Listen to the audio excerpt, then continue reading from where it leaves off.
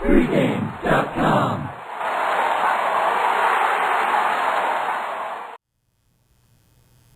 Saturday Belmont action. We're going to look at one of the main contenders. He's the Wiseguy horse, Dullahan.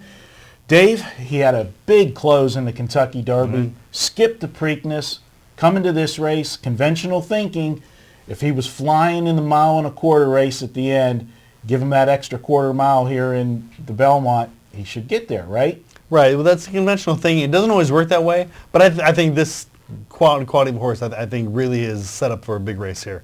The whole question coming into the Derby was whether he could transfer his turf form and synthetic track form to the Churchill dirt surface, because he had finished 4th in Breeders' Cup Juvenile and then had switched to the turf and synthetics, done great, but then it was like, can he do it? Well, he certainly proved it wasn't a fluke with his run in the Derby. And I think the extra rest here, and as I discussed in the I'll Have Another video, I think the pace will be a little hotter going early, and so I think it will set up for a closer, although a lot of people say that Belmont isn't won by closers. The Belmont isn't won by stone-cold closers, and I've got a stat for you. 8 of the last 10 Belmont winners have been within 3 lengths or on the lead when there's a half mile to go in the race. So if you're a stone-cold closer and you haven't started that move yet, history says you're not getting there.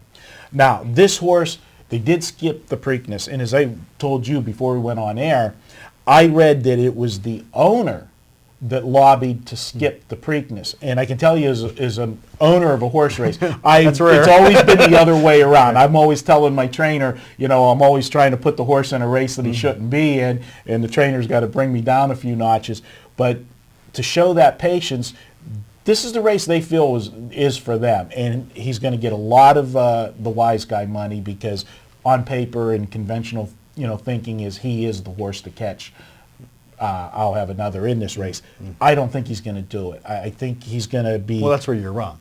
I think he's going to be a major factor, but I think that they're going to try to change his racing style to get him in contention earlier, and I just don't think he's going to have that big closing kick that he's shown in those last few races in this one. But you tell me why I'm wrong.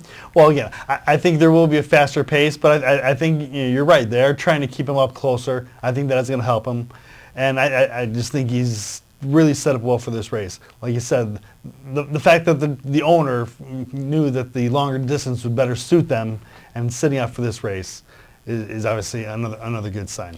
I'm not pitching the horse. He's in my exactas and tries. I guarantee you that. Well, I will make the point though. I mean, I'm putting this horse on top as my most likely winner, but I'm not sure I'm going to be betting it to win, because Lucky Sportsbooks put up the odds on all the Belmont contenders, and they put him up at 4-1, and he got pounded. I talked to Lucky's, and they said that was their biggest liability, was he was bet to 7-2 and 3-1. So I don't think we're going to see the 5-1 that came on the morning line. And if that's the case, then I'm going to be using him on top in tries and supers, but I might not have a penny to win. Okay, which goes back to the Wiseguy theory. I think this horse, just like in the Preakness, when Went the Day Well, got more action than I think he should have gotten. Right. And I think you're going to lose a little bit of the value with Dullahan because of everybody, is going to jump on his bandwagon, which is going to set me up for the horse that I think is going to have some value. We'll talk in a later video. But there you have it. Anything else you want to say with Dullahan and for Saturday? Again, I'm of the opinion, unlike a lot of people, like I said, that I think there is going to be more speed that's going to set it up more for a closer, and I think he's got the tactical speed to stay close enough. All right, we'll see. He's going to be in the mix. He's not my top choice. We're going to come back and look at the horse that I think is the top choice in this race. That's up next. We're going to look at Union Rags. We'll be back here on pregame.tv.